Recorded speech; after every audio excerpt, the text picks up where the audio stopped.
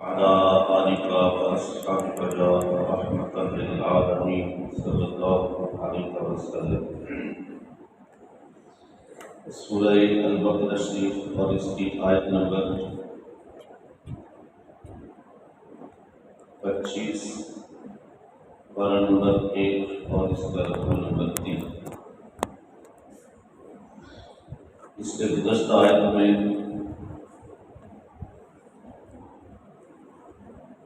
اس قرآن کی حقانیت اور انفرادیت کا ذکر ہوا، اور جن لوگوں نے قرآن پہ اعتراض کیا ان کے جواب میں قرآن مقدس میں جو 3 بڑے چیلنج کیے گئے ان میں سے سب سے چھوٹا چیلنج یعنی پہلا یہ تھا کہ بمثل ھذا القرآن، اس جیسا کوئی قرآن لاؤ۔ دوسرا چیلنج یہ تھا کہ فأتوا بعشر سور مثلہ، کہ اس جیسے کو 10 سورتیں لا کے دکھاؤ۔ اور تیسرا چیلنج یہ تھا کہ فأتوا بسورۃ من مثلہ، اس جیسے کوئی ایک سورت ہی لا کے دکھاؤ۔ لیکن آج تک نہ یہ کوئی چیلنج توڑ سکتا ہے نہ قیامت تک توڑ سکتا ہے۔ یہ ذکر کرنے کے بعد آج کی اس آیت مقدسہ میں یعنی گزشتہ آیات میں بات تھی ان لوگوں کی جو منکرین تھے، انہیں کہا کہ فاتقوا النار التی وقودها الناس والحجارہ اعدت للکافرین۔ اگر تم یہ سب کچھ نہیں کر سکتے، اس کا مقابلہ نہیں ہو سکتا، تو پھر ڈرو اس آگ سے جس کا ایندھن انسان اور پتھر بنیں گے اور وہ کافرین کے لیے تیار ہے۔ اب ظاہر ہے کہ طبقات 2 ہی ہیں، کسی کے لیے سزا ہے تو کسی کے لیے جزا ہے۔ کوئی اہل کفر ہے تو کوئی اہل ایمان ہے، سچ اور جھوٹ، صحیح اور غلط، کامیاب اور ناکام۔ تو گزشتہ آیات میں ان لوگوں کی بات تھی کہ جو ناکام یا منکر ہوئے یا جن کے لیے سزا کا ذکر تھا، اور لطف کی بات یہ ہے کہ آج اس آیت میں ان لوگوں کا ذکر ہے کہ جن کے لیے اللہ نے جزا رکھی، جو اہل ایمان بنے، جو اہل ایمان بنے، کامیاب ہوئے، ان لوگوں کے لیے ہے۔ دیکھیں حضور علیہ الصلوۃ والتسلیم کی 2 صفات کئی مقامات میں ذکر ہوئی، انا ارسلناک بالحق بشیرا ونذیرا، بے شک ہم نے آپ کو بھیجا حق کے ساتھ بشیر اور نذیر بنا کے، یعنی خوشخبری سنانے والا اور ڈر سنانے والا۔ ظاہر ہے کہ ڈر اس آگ سے سنانا تھا جو دوزخ ہے، جس کا ایندھن انسان بنیں گے، اور خوشخبری جنت کی ہے۔ تو حضور بشیر بھی ہیں اور نذیر بھی ہیں۔ آج کی آیت میں اللہ رب العالمین نے فرمایا کہ محبوب جن کے لیے خوشخبری ہے نا، ان ایمان والوں کے لیے بھی انعامات کا ذکر کیجیے، ان کے لیے بشارت دیجیے کہ تمہارے لیے شے ہے، اور وہ کیا ہے سنیے۔ وَبَشِّرِ الَّذِينَ آمَنُوا، خوشخبری ہے ان لوگوں کے لیے جو ایمان لائے، وَعَمِلُوا الصَّالِحَاتِ، اور اس کے بعد اعمال صالحہ کیے۔ دیکھیں یہ دونوں چیزوں کا آپس میں لازم و ملزوم ہونا ہے۔ ایک شخص آپ کہے کہ جی میں ایمان تو لے آیا ہوں، لیکن آپ کو یاد ہے کہ حضور علیہ الصلوۃ والتسلیم کی دست اقدس پہ جو بھی آپ ایمان لاتا پھر کہتا حضور اب میرے لیے اگلا حکم کیا ہے، تو حضور اس کو پہلا عمل کیا بتاتے، اور غیر مسلم کے درمیان فرق کرتا ہے وہ کیا ہے، نماز ہے۔ تو اب نماز کی طرف آئیے۔ تو اعمال ایمان اور اعمال الصالحہ۔ سورہ عصر کے اندر کیا فرمایا؟ والعصر ان الانسان لفی خسر۔ زمانہ محبوب کی قسم، بے شک انسان خسارے میں ہے، لیکن اس خسارے سے بچنے کے لیے کیا صفات ہوئی؟ الا الذین آمنوا وعملوا الصالحات، مگر جو لوگ ایمان لائے اور اس کے بعد اعمال صالحہ کیے۔ یعنی ایمان لانے والے کے لیے لازم ہے کہ وہ ساتھ میں اعمال صالحہ بھی کرے۔ ایمان تو لے آئے، ایمان کا دعوے دار بن گیا، لیکن اس کے بعد عمل صالحہ نہ کیے اور عمل ایسے برے کیے کہ جو اسے دوزخ تک لے جائیں گے، تو یاد رکھو پھر اقبال نے بھی کہا تھا کہ عمل سے زندگی بنتی ہے جنت بھی جہنم بھی۔ یہ خاکی اپنی فطرت میں نہ نوری ہے نہ ناری ہے، یعنی وہ عمل بھی لازم ہے کہ جو آپ کو اب ایمان کے بعد جنت تک لے جائے، وہ عمل بھی لازمی ہے۔ اس لیے بحمد تعالیٰ ہم نے تو آنکھ ہی اس گھر میں ہو لی کہ جس گھر میں ہمیں آتے ہی پہلا پیغام اللہ اکبر کا دیا گیا، اشہد ان لا الہ الا اللہ کا دیا گیا، اشہد ان محمد رسول اللہ کا دیا گیا۔ ہم تو خوش قسمت ہے کہ ہم نے جس گھر میں پرورش پائی، جس گھر میں ہم نے آنکھ کھولی، ہمیں پہلا پیغام اللہ رسول کا دیا گیا۔ اب ایمان والی وہ پیغام کی چیز تو ہمیں شروع سے مل گئی، لیکن بات تو بنے گی نا عمل کے ساتھ۔ اگر ہم اتنا ہی دعوے دار بن کے بیٹھ جائیں بس اب ہم نے ایمان قبول کر لیا، ہم کلمہ پڑھنے والے ہیں تو ہمیں عمل کی ضرورت نہیں، ایسا نہیں ہے۔ اللہ کے نبیوں نے عمل کر کے بتائی، حضور علیہ الصلوۃ والتسلیم نے عمل کر کے بتائی۔ ایک مرتبہ ایسے تشریف لائے اور گھر میں لائے تو آپ نے حضرت ام المؤمنین حضرت عائشہ صدیقہ رضی اللہ تعالیٰ عنہا اس روایت کو بیان کیا کہ حضور نے نماز میں کھڑے ہوئے اور اس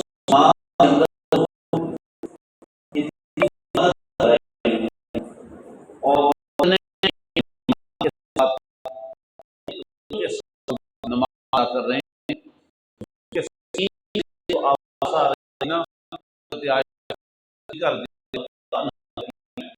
میں وہ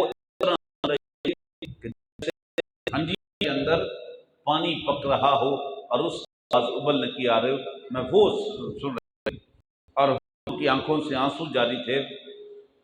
جب حضور نے نماز مکمل کی تو میں نے عرض کی حضور آپ تو اللہ کے محبوب ہیں، آپ تو اللہ کے رسول ہیں، اللہ کے نبی ہیں، اس حد تک آپ حضور علیہ الصلوۃ والتسلیم نے فرمایا کیا میں اس رب کا شکر نہ ادا کروں کہ جس ذات نے مجھے اپنا محبوب بنایا، اپنا رسول بنایا۔ اور حضور علیہ الصلوۃ والتسلیم تو عمل کے اندر یہاں تک ہوں، اور ایک امتی جو ہے وہ صرف کلمہ پڑھ کے یہ دعویٰ کرتا رہے کہ بس اب ہم نے کلمہ پڑھ لیا، عمل کی ضرورت نہیں، کبھی پڑھ لی نہ پڑھ لی نہ صحیح نہیں میرے بھائی۔ اللہ نبی نے عبادت کر کے عمل بتایا ہے کہ صرف ایمان لانے کا دعویٰ کرنا کافی نہیں ہے۔ پھر حضور کی اصحاب نے عمل کر کے بتایا، حضور کی اہل بیت نے عمل کر کے بتایا۔ ارے اس سے بڑھ کر ہمارے پاس کیا دلیل ہوگی کہ حضور کے نواسہ رسول نے امام حسین رضی اللہ تعالیٰ عنہ نے تو آپ نے تو تلواروں کے سائے میں نماز کو نہیں چھوڑا۔ اگر میدان کربلا کے اندر گھوڑے کی زین سے تشریف لائے زمین کی طرف تو کیا تاریخ آتی ہے، آپ زمین تک آتے آتے قبلہ کر رہے تھے، سجدے میں رکھ۔ عبادت اتنی لازمی، عمل صالحہ بڑے لازمی۔ تو اس خوشخبری ان لوگوں کے لیے بتائی گئی وَبَشِّرِ الَّذِينَ آمَنُوا وَعَمِلُوا الصَّالِحَاتِ، خوشخبری ان لوگوں کے لیے جو صاحب ایمان بھی بنے اور صاحب عمل بھی بنے۔ تو عمل کرنا بڑا لازم ہے۔ ان کے لیے خوشخبری کیا ہے؟ أَنَّ لَهُمْ جَنَّاتٍ تَجْرِي مِن تَحْتِهَا الْأَنْهَارُ، ان کے لیے ایک جنت نہیں جنات کا آیا، ایک جنت نہیں، سارے جنات کا لفظ۔ گویا اللہ فرما یہ رہا ہے کہ میرے محبوب اپنے غلاموں کو بتا دو جو ایمان لائے پھر عمل صالحہ کیے، میں اپنی ساری جنتیں ان کے نام کر دیتا ہوں۔ اور جنتیں کتنی ہیں؟ جنتیں کتنی ہیں آپ سنیں۔ نمبر 1 جنت الفردوس، نمبر 2 جنت عدن، نمبر 3 جنت مأوا، نمبر 4 جنت الخلد، نمبر 5 جنت دارالسلام، نمبر 6 جنت دارالمقامہ، اور نمبر 7 جنت الجین، اور نمبر 8 جنت نعیم۔ یہ 8 جنتیں ہیں جن کے یہ نام ہیں، اور ان سب میں سب سے بلند مرتبہ جنت الفردوس کا ہے۔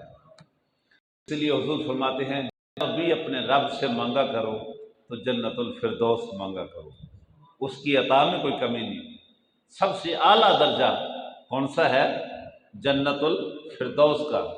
دیکھیں نا، ایک مثال سمجھانے کے لیے، کوئی بھی جنت درجے میں کم نہیں ہے کہ وہ جو جیسے ہمارے اکانومی کلاس ہے جی، یہ فرسٹ کلاس ہے، یہ اگلی جنتیں جتنی جو ہیں ان کے اندر اللہ نے یہ درجہ بندی ضرور رکھی ہے کہ یعنی کوئی ادنا نہیں کہہ سکتے، جو کہیں اعلیٰ سے اعلیٰ، اعلیٰ سے اعلیٰ۔ تو سب سے اعلیٰ درجہ کا ہے جنت الفردوس کا ہے۔ اور اگر مراتب میں دیکھا جائے تو پہلا سٹاپ جہاں پہ بنتا ہے اس کا نام ہے جنت مأوا، اور یہ قرآن نے ذکر کیا عند سدرۃ المنتہی عندہا جنت المأوا۔ اور جنت مأوا جو ہے یہ جبریل کے گھر کے بالکل سامنے ہے، بالمقابل ہے۔ جبریل کا گھر کہاں پہ ہے؟ مقام سدرہ، آسمانوں سے آگے، جہاں جا کے جبریل امین کی پرواز کی انتہا ہوتی ہے۔ تو قرآن نے کہا عند سدرۃ المنتہی، وہ جو سدرہ منتہا ہے نا اس کے پاس ہے انتہا جنت المأوا، اور وہاں جو پہلا درجہ جنت کا آتا ہے اس کا نام جنت مأوا ہے۔ اور سب سے اعلیٰ درجہ، بلند درجہ وہ جنت فردوس کا ہے۔ حضور فرماتے ہیں جب بھی رب سے مانگا کرو تو جنت فردوس مانگا کرو۔ اسی لیے آپ نے دیکھا ہوگا کہ اکثر ہم خاص طور پہ جب کسی جو بھائی جو گزر گیا ہے اس کے لیے دعا کرتے ہیں تو اکثریت میں آپ یہی سنتے ہیں اللہ اس کو جنت الفردوس کے اعلیٰ مقامات نصیب فرمائے۔ تو اللہ فرماتا ہے کہ جو ایمان لائے پھر اعمال صالحہ کیے، ان لہم جنات، میں ان کے نام جنتیں کر دیتا ہوں، ساری جنتوں کے دروازے ان کے لیے کھول دیتا ہوں۔ تجری من تحتھا الانہار، اس کے نیچے نہریں بہتی ہیں۔ اچھا، جہاں پہ بھی انہار کا لفظ ہے اور انہار نہر کی جمع ہے تو 4 قسم کی نہریں ہوں گی۔ کتنی 4 قسم کی وہاں پہ نہریں ہوں گی۔ ایک نہر ہوگی پانی کی، اور پانی بھی اتنا میٹھا، اتنا لذیذ، اور دوسری نہر ہوگی شہد کی، تیسری نہر ہوگی دودھ کی، اور چوتھی نہر ہوگی شراب طہورا کی۔ یہ 4 قسم کی وہاں پہ نہریں ہوں گی۔ تو اللہ فرماتا ہے ان کے نام ساری جنتیں ہیں، اور ان جنتوں کے اندر یہ جو میں نے بالکل خوبصورت اور لذیذ نہریں رکھی ہیں نا، یہ نہریں میں اپنے بندوں کے نام کر دیتا ہوں۔ کلما رزقوا منہا من ثمرہ، تو جب انہیں رزق دیا جائے گا وہاں پہ ثمرات کا، پھلوں کا۔ اچھا، یہاں یاد رکھیں جہاں ہم رزق کھاتے ہیں زندگی کو بچانے کے لیے، جہاں بھوک کی وجہ سے ہم کھانا کھاتے ہیں، لیکن وہاں بھوک کی وجہ سے نہیں کھائیں گے، وہاں لطافت اور لذت کے لیے۔ دیکھیں نا، ایک بندہ کھانا کھا لیا، جی بھر کے کھا لیا، اب اس کے بعد وہ انگور کھا رہا ہے، کھانا کھا لیا، جی بھر کے کھا لیا، پھر انگور کھا رہا ہے، پھر کبھی سیب کھا رہا ہے، کبھی کیلا کھاتا ہے، کبھی کوئی اور پھل کھاتا ہے۔ تو یہ چیزیں وہ بھوک کی وجہ سے نہیں کھاتا، لذت کی وجہ سے کھاتا ہے، ذائقہ اچھا کرنے کے لیے، مزید حساس بساس ہونے کے لیے۔ تو جنت کے اندر جو بندہ رزق کھائے گا نا، وہ بھوک کی وجہ سے نہیں کھائے گا۔ یہاں تو بندہ کچھ دیر، ایک دن کھانا نہ کھائے تو کمزور ہو جائے گا نا، وہاں ایسا نہیں ہے کہ کھانا نہیں کھایا تو بندہ کمزور ہونا شروع، کمزور نہیں ہوگا۔ وہاں بھوک کی وجہ سے کھانا نہیں کھایا جائے گا، وہاں لذت کے لیے، ذائقے کے لیے، لطافت کے لیے اور لطف اندوز ہونے کے لیے کھانا کھائے گا اور نعمتیں کھائے گا۔ اور یاد ہے کہ پہلا کھانا کیا پیش کیا جائے جنتیوں کو؟ پہلا کھانا مچھلی کا پیش کیا جائے، بلکہ میں نے تفسیر میں پڑھا ہے مچھلی کی کلیجی بھون کے وہ جنتیوں کو پہلا کھانا پیش کیا جائے۔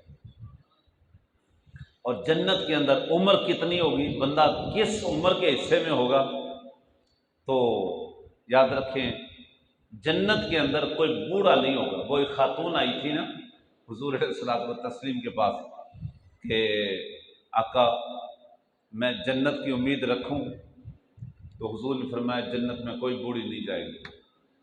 تو وہ خاتون رنجیدہ ہوئی، افسردہ ہوئی کہ میرے لیے تو پھر جنت ہے ہی نہیں۔ تو جب وہ افسردہ ہوئی تو حضور نے ایسے ہی اس کی کہہ لیں کہ مزاح کے لیے یہ بات کی تھی، دلچسپی کے لیے بات کی تھی۔ جب وہ افسردہ ہوئی تو حضور نے فرمایا اللہ کی بندی، میں نے کہا کوئی بوڑھی نہیں جائے گی، تو وہاں پہ جنت میں تو جائے گی بوڑھی بن کے نہیں، جوان بن کے جائے گی۔ تو وہاں جو عمر ہوگی نا وہ 35 سال کی ہوگی۔ کتنی؟ 35 سال کی عمر ہوگی، یعنی نہ بوڑھا نہ بچپنا، وہاں پہ 35 سال کی جوان جیسی ایک عمر ہوگی۔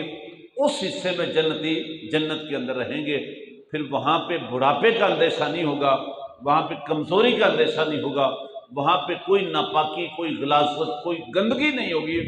وہاں پہ جو کھانا کھایا جائے گا نا یہ بھی ایک خوشبودار پسینے کے ذریعے وہ نکل جائے گا، پسینے کے ذریعے وہ نکل جائے گا، پھر بندہ وہی حساس بساس رہے گا۔ تو فرمایا کلما رزقوا منہا من ثمرۃ رزقا، جب ان کو وہاں پہ پھلوں کا رزق دیا جائے گا نا تو جنتی بول کے کہیں گے قالوا ھذا الذی رزقنا من قبل، اس طرح کا کھانا تو ہم پہلے بھی کھا چکے ہیں۔ لیکن کہا جائے گا نہیں، وَأُتُوا بِهِ مُتَشَابِهًا، اس جیسی وہ شیپ تو ہو سکتی ہے لیکن ذرا کھا کے تو دیکھو ان کا نظارہ کیسا ہے، ان کی لذت کیسی ہے، ان کی بہار کیسی ہے۔ وَلَهُمْ فِيهَا أَزْوَاجٌ مُطَهَّرَةٌ، اور اگلی بڑی نعمت کا ذکر ہوا کہ وہاں پہ بندوں کے لیے کیا ہوں گی؟ ازواج، یہ بھی جمع کا لفظ ہے۔ دیکھیں جنت کی بات ہوئی تو جمع، نہر کی بات ہوئی تو جمع، اور بیویوں کی بات ہوئی تو یہاں پہ بھی ازواج کا لفظ ہے، یعنی ازواج ہوں گی۔ وہ فرماتے ہیں وہاں پہ ایک بیوی تو تمہاری ہوگی جو ایمان کی حالت میں تیرے ساتھ جہاں سے دنیا سے رخ ہوئی، ان پھولوں کی سار ہوگی، باقی تیرے نام حوریں کرے گا، تیری ازواج ہوگی، اور وہ پاکیزہ ہوں گی۔ ازواج مطہرہ، پاکیزہ وہاں پہ بیویاں ہوں گی۔ اور حدیث پاک میں آتا ہے کہ اللہ وہاں پہ ایک انسان کو 100 مردوں جیسی طاقت عطا کر دے گا، 100 مردوں جیسی جوانی کی ایک لطافت عطا کر دے گا۔ تو وہاں پہ تیرے پاس ازواج ہوں گی پاکیزہ، مطہرہ، منزہ، پاکیزہ، طہارت والی۔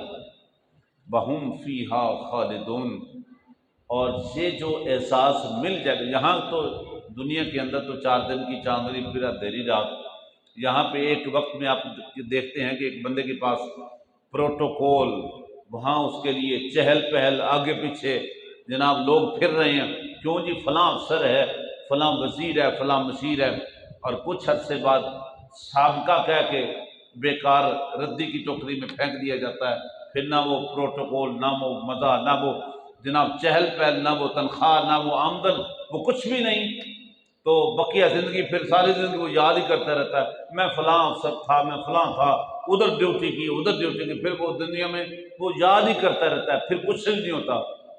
لیکن یہ احساس جو اللہ اپنے بندے کے نام جنت میں کرے گا، یاد رکھیں یہ احساس کبھی ریٹائرڈ نہیں ہوں گے، کبھی سابقہ نہیں ہوں گے، کبھی اعزاز واپس نہیں لیے جائیں گے، وَهُمْ فِيهَا خَالِدُونَ، یہ ہمیشہ ہمیشہ ہمیشہ کے لیے ہوں گے، چونکہ وہاں موت کا بھی کوئی تصور نہیں ہوگا،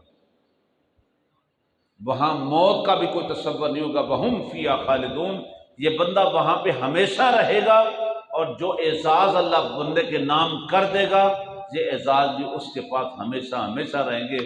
اللہ کریم کی بارگاہ میں دعا ہے کہ مال کے کل یہ اعزاز ہم سب کو نصیب فرمائے، اور اعمال صالحہ کی توفیق عطا فرمائے، اور اپنے ایمان کی سلامتی عطا فرمائے، آمین۔ وما لنا الا البلاغ المبین۔